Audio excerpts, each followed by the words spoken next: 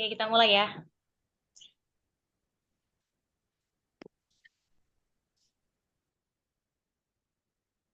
Halo semuanya, kami dari kelompok 4. Pada kesempatan kali ini, kami ingin memaparkan hasil kerja kelompok kami yang mengenai karya ilmiah yang berjudulkan Analisis Dampak Kebijakan Moneter Terhadap Pasar Keuangan. Kami yang beranggotakan 7 orang. Perkenalkan, nama saya Florenja Tambobolan. Saya sebagai moderator, sekaligus sebagai pemateri pertama, dan teman saya.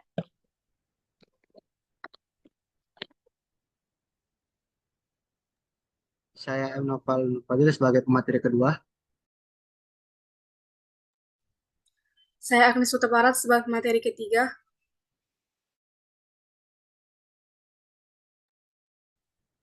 Saya Setia Putri sebagai pemateri keempat. Saya Vincent Laro Purba sebagai pemateri kelima. Saya Natalie Silitola sebagai pemateri ke-6. Saya Nenika Sitompul sebagai pemateri ke-7. Baik, untuk mempersingkat waktu, kita akan mulainya.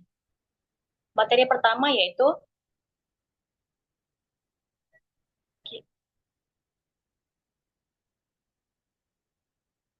pengertian kebijakan moneter. Kebijakan moneter adalah kebijakan yang dilakukan oleh bank sentral untuk mengatur jumlah uang beredar dan suku bunga guna mencapai stabilitas ekonomi, khususnya pengendalian inflasi dan nilai tukar. Secara umum, kebijakan moneter bertujuan menjaga keseimbangan ekonomi makro seperti pertumbuhan ekonomi yang berkelanjutan, stabilitas harga, kesempatan kerja penuh, dan keseimbangan neraca pembayaran bank. Pembayaran Bank sentral seperti Bank Indonesia memiliki kewenangan untuk menetapkan dan melaksanakan kebijakan moneter melalui pengendalian jumlah uang beredar dan atau suku bunga demi menjaga stabilitas rupiah. Selanjutnya akan dijelaskan oleh teman saya.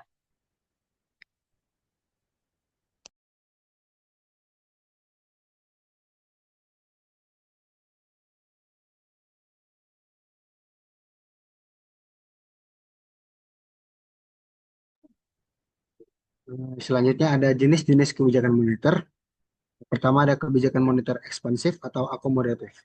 Bertujuan menambahkan tujuan uang beredar untuk merangsang pertumbuhan ekonomi, biasanya dilakukan saat ekonomi lesu atau resesi. Instrumen yang digunakan antara lain penurunan suku bunga, pembelian obligasi pemerintah, dan penurunan giro wajib minim pajak. Yang kedua ada kebijakan moneter kontraktif atau restriktif. Bertujuan mengurangi jumlah uang beredar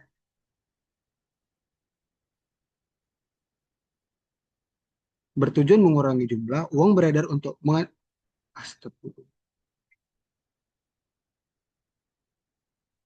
bertujuan mengurangi jumlah uang beredar untuk mengendalikan inflasi dan mendinginkan ekonomi yang terlalu panas. Instrumen yang digunakan meliputi meningkatkan suku bunga, penjualan obligasi pemerintah, dan peningkatkan giro wajib minim pajak. Yang ketiga ada kebijakan moneter netral. Kebijakan ini berusaha menjaga keseimbangan antara stabilitas harga dan pertumbuhan ekonomi dengan tidak melakukan pertumbuhan besar pada suku bunga dan likuiditas. Selanjutnya,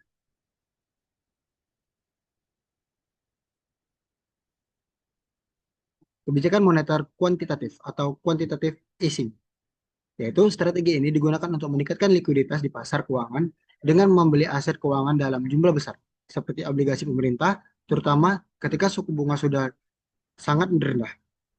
Selanjutnya, kebijakan moneter operasi pasar terbuka, yaitu melibatkan pemerintah atau penjual sekuritas pemerintah di pasar terbuka untuk mengatur jumlah uang yang beredar dan mempengaruhi suku bunga. Selanjutnya, ada kebijakan moneter diskonto, yaitu melalui penyesuaian suku bunga pinjaman jangka pendek yang diberikan bank sentral pada bank komersial.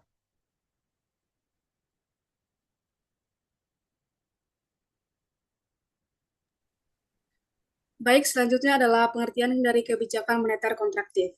Kebijakan moneter kontraktif adalah kebijakan yang diterapkan oleh bank sentral untuk mengurangi jumlah uang yang beredar di masyarakat dan menaikkan suku bunga dengan tujuan utama menekan laju inflasi dan menjaga stabilitas harga.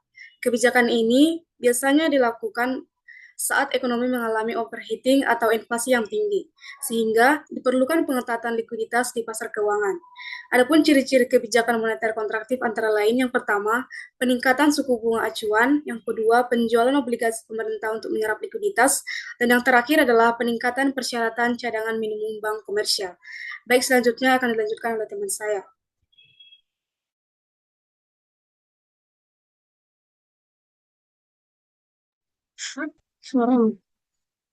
Selanjutnya, instrumen kebijakan moneter kontraktif.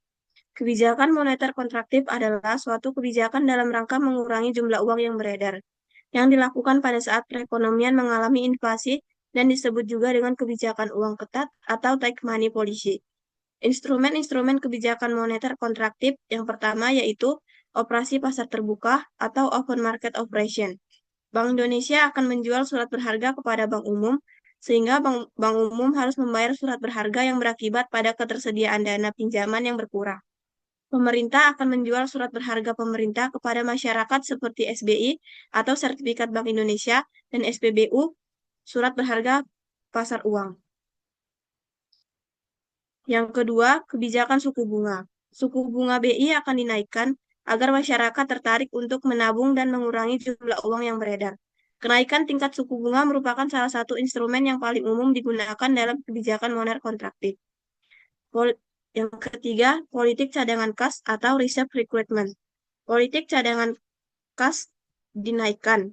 Makin tinggi rasio cadangan kas, maka akan semakin kecil kemampuan bank umum untuk menyalurkan kredit, sehingga jumlah uang yang beredar berkurang. Dan yang terakhir, yaitu kebijakan kredit ketat. Kebijakan kredit diperketat untuk membatasi penyaluran kredit oleh perbankan kepada masyarakat dan dunia usaha. Selanjutnya akan dijelaskan oleh teman saya.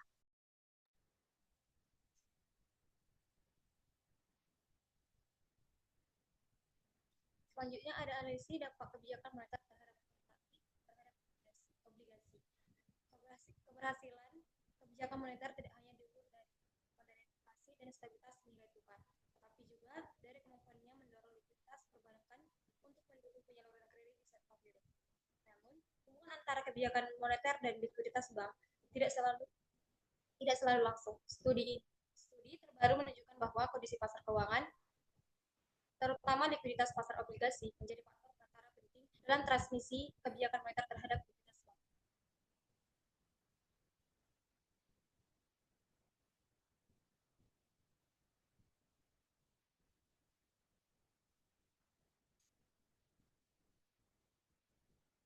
Beberapa temuan dari penelitian ini menunjukkan, pertama, kebijakan moneter kontraktif atau kenaikan suku bunga menyebabkan harga obligasi turun dan yield naik, yang memicu volatilitas dan ketidakpastian pasar. Akibatnya, likuiditas pasar obligasi menurun karena investor enggan bertransaksi. Yang kedua, ada likuiditas pasar obligasi mendorong investor dan bank mengalihkan dana ke aset yang lebih aman seperti simpanan bank. Akibatnya, dana pihak ketiga di bank meningkat, sehingga memperbesar potensi likuiditas dan kapasitas penyaluran kredit oleh bank. Yang ketiga, ada kebijakan moneter kontraktif mengurangi penciptaan likuiditas karena suku bunga tinggi menekan permintaan kredit. Bank cenderung mengalihkan dana ke obligasi pemerintah daripada menyalurkannya ke sektor real. Akibatnya, terjadi crowding out yang menghambat fungsi intermediasi bank.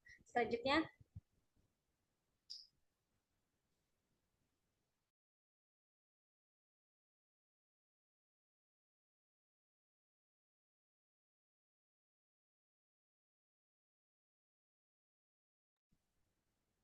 Baik, selanjutnya adalah prediksi dampak dari kebijakan moneter kontraktif untuk jangka pendek, terdiri dari yang pertama, kenaikan suku bunga, yang kedua ada dampak pada obligasi, yang ketiga ada penurunan permintaan, dan yang keempat adalah ketidakpastian pasar. Lalu untuk dampak jangka panjang dari kebijakan ini, yang pertama penurunan harga obligasi, yang kedua peningkatan imbal hasil obligasi, yang ketiga pergeseran preferensi investor, yang keempat stabilitas harga dan kepercayaan investor, dan yang ke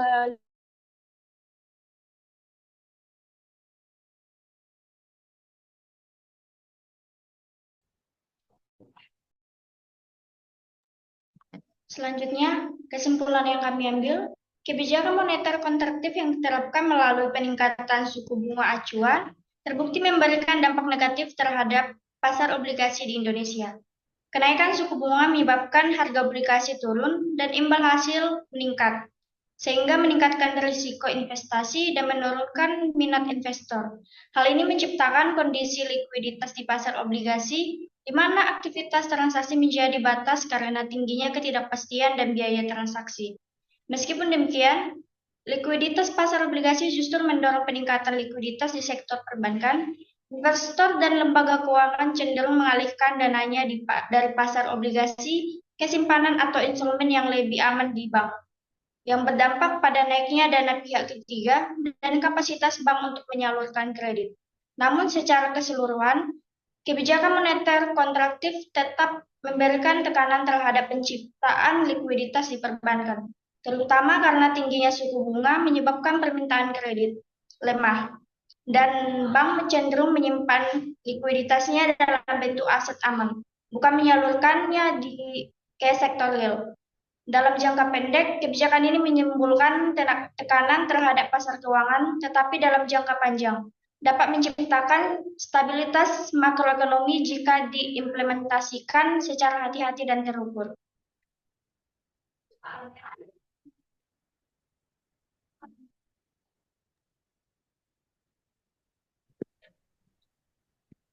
Baik, sekian dari pemaparan materi dari kelompok 4. Jika ada kesalahan kata dalam pemaparan materi, kami mohon maaf. Akhir kata kami mengucapkan terima kasih.